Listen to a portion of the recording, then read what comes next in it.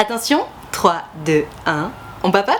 Aujourd'hui c'est Gertrude qui me pose une question importante. Elle me demande quelle est la différence entre un plan cul et un sex friend. Écoute ma Gertrude, je me suis longtemps posé cette question sans savoir trop y répondre et ça y est, j'ai la réponse. À mon sens, bien entendu, dis-moi dans les commentaires si c'est bien ta définition ou pas, un plan cul c'est juste un plan cul. C'est-à-dire tu l'appelles, vous vous voyez, vous couchez ensemble, goodbye. On dort pas ensemble, on se fait pas des restos destinés, des trucs, des machins. C'est pas ton pote, c'est ton plan cul. Donc la seule chose qui compte avec cette personne là finalement c'est l'attraction physique. Il faut que tu aies envie de coucher avec cette personne. Ça s'arrête là. Alors qu'un sex friend c'est beaucoup plus ambigu que ça. D'après ce que j'ai compris, encore une fois, tu sais Mamie Nadia ça fait longtemps qu'elle est plus sur le marché. Le sex friend c'est donc un plan cul plus un friend. Et c'est là que ça se corse parce qu'en fait la limite entre le couple et le sex friend elle est assez floue. C'est-à-dire qu'avec un sex friend c'est complètement ok s'il dort avec toi, si vous allez vous faire des ciné, des restos, si vous vous envoyez des messages, si vous vous appelez. J'ai même cru comprendre qu'il y a plein de gens qui sont juste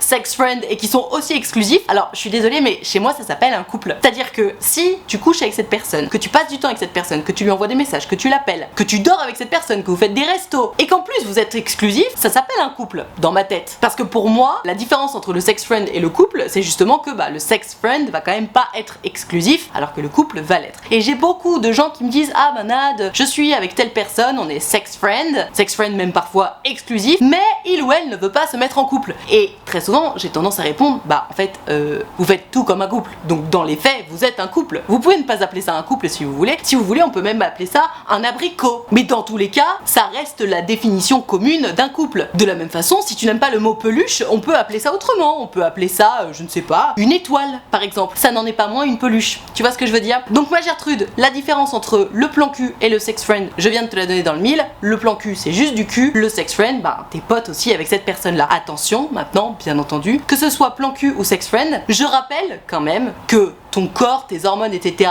est programmé, chimiquement parlant, je veux dire, pour s'attacher aux gens avec lesquels tu procrées, avec lesquels tu t'envoies en l'air, quoi. Donc, si tu commences à être plan cul avec quelqu'un ou sex friend avec quelqu'un, encore pire dans le côté sex friend, puisqu'en plus tu passes du temps, il est tout à fait envisageable que, au bout d'un moment, tu finisses par t'attacher ou l'autre finisse par t'attacher. À ce moment-là, il faut parler, il faut dire les choses, il faut communiquer en fait, parce que continuer à s'envoyer en l'air avec quelqu'un dont on est en train de tomber love et qui n'est pas en train de tomber love en retour, c'est la pire idée du monde parce que toi tu continues de creuser ta tombe et je te raconte pas les dégâts à l'atterrissage. Donc ma Gertrude, tu as la réponse, j'espère que ça t'aura éclairé.